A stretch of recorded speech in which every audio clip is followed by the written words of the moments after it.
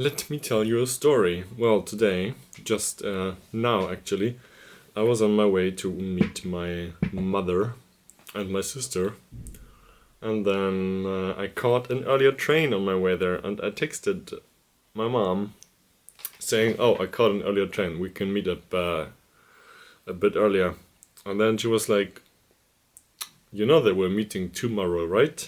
So I went on the wrong day, and I was like, "Well, I'm at the train station that has like a nice cafe and used bookshop attached to it, so I might as well go there and not just go home again. And maybe for this mishap, treat myself with a little book." And boy, do I have no self-control, because I didn't buy one, I bought a whole fucking bag full. And well, the clerk, the vendor, the guy working there was very nice and very cool. He was a big book nerd too, and we talked a bit about books. And then I bought I bought a whole bunch, and he was like, "Oh, we have that pile over there, like the classics. Usually when we have classics, they get sold immediately because everybody looks for them." And he was like, "Look on that pile over there. Maybe there's some stuff that people don't find that quickly." And so, you know, I love making my way through like every single book in a bookstore like a little grub, you know. And then they had these big crates, and it said, "No individual sale. This is last year's stock, where we're selling 5 for €5 or a whole bag full for €12. And I was like, "Oh man, this is I cannot let this opportunity pass." So I didn't get my whole bag full, but I bought 10 books. And well, remember this, it cost me €23 for 10 books. So I wasn't, for not planning to spend a lot of money, that's a lot of money, but for 10 books, that's definitely not a lot at all. And I found some really cool stuff, mostly stuff that I wanted to read anyway. So I'll just show you all of them. Britt-Marie was here by Frederick Backman. I have never read Backman before, but he seems to be well liked and very popular amongst contemporary writers. Contemporary writers. That's a bit complicated to say. And I read a Swedish book last year. I read The 100-Year-Old Man Who Climbed Out of the Window and Disappeared, and I really liked the humor and the like Scandinavian kind of style, I guess. And maybe this one's gonna be similar. I don't think this is gonna be as funny, probably. I think he writes quite like emotional and sad stuff, but yeah, looking forward to reading something Swedish. Then this, remember, I bought this for €1, this thing. Gregory David Roberts, Shantaram. That's a pretty good deal, to get something like this for €1.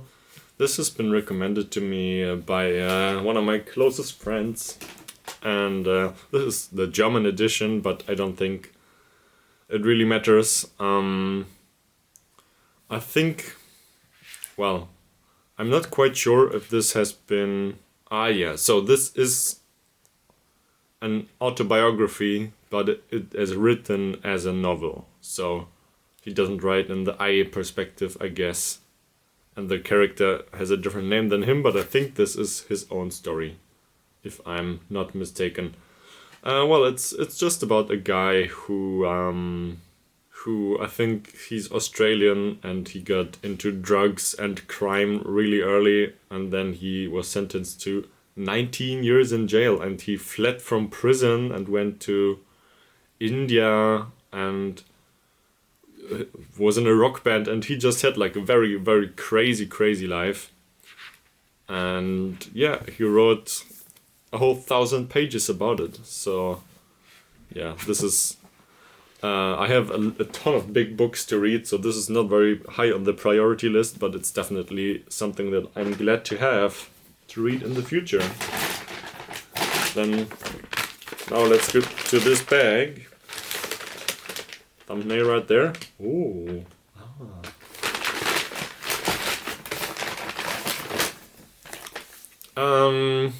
Well, this one, you know, the deal was 5 for €5, and I just picked this one up to have 5 books to buy.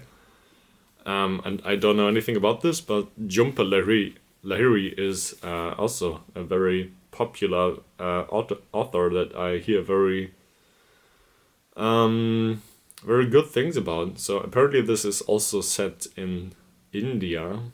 Yeah, if I'm not mistaken, this seems to be about 2 siblings and the Vietnam War and their life in India. So yeah, good thing to have. Also, what do we have next? Oh yeah, we got another Garcia Marquez that I don't yet own.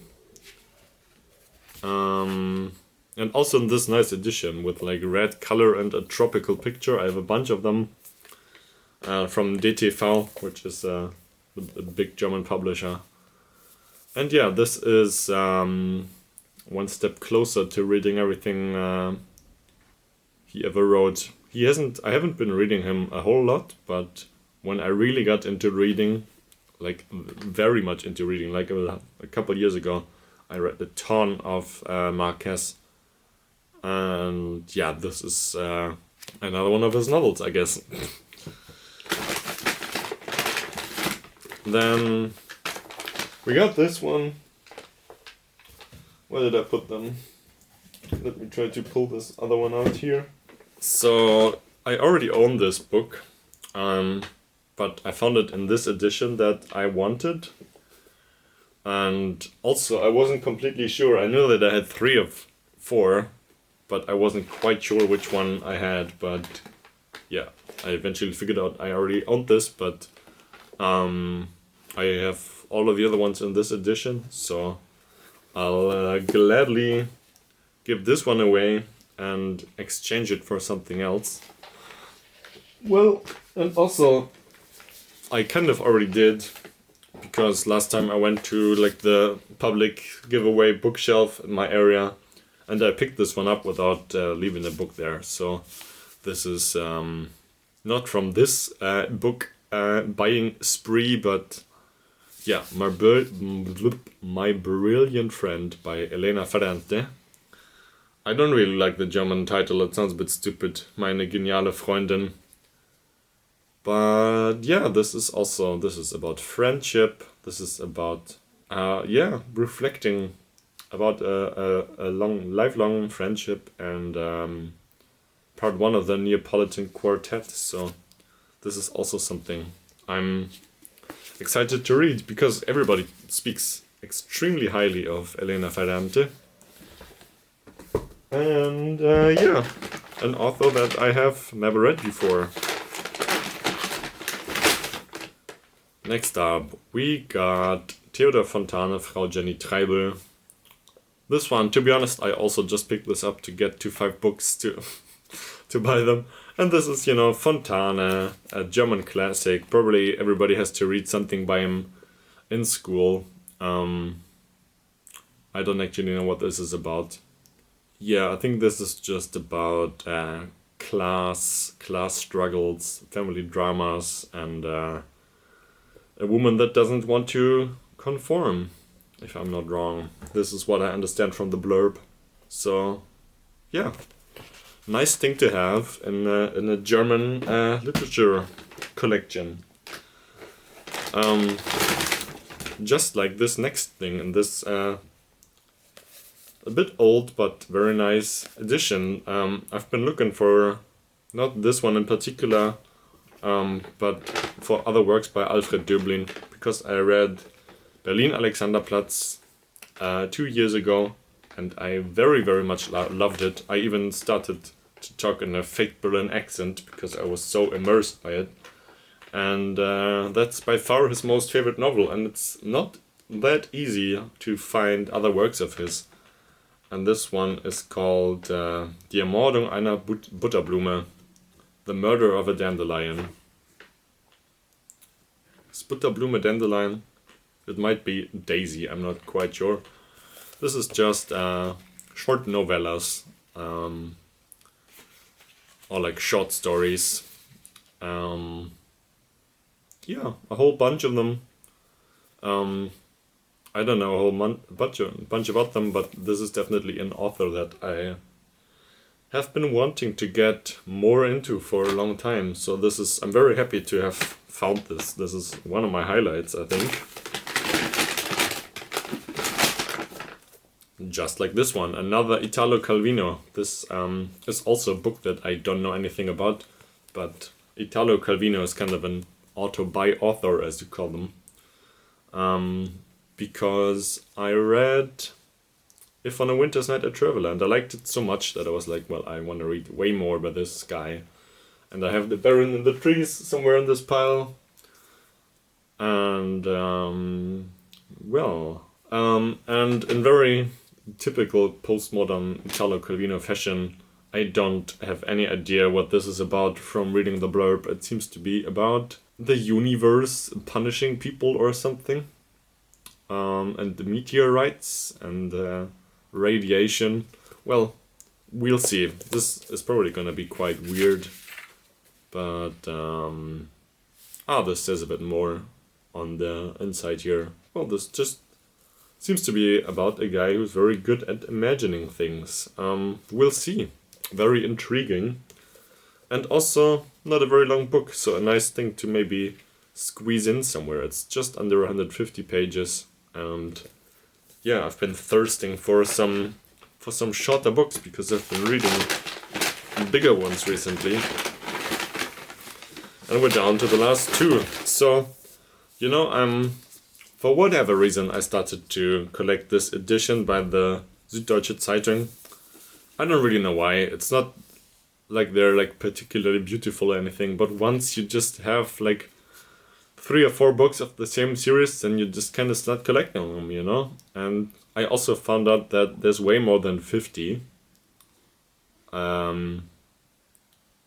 I think they just finished one series of 50 and then started another one. So that means, yeah, there's way more. This also seems to be from a different series. So I'm not quite sure. I'll just collect as many as I can.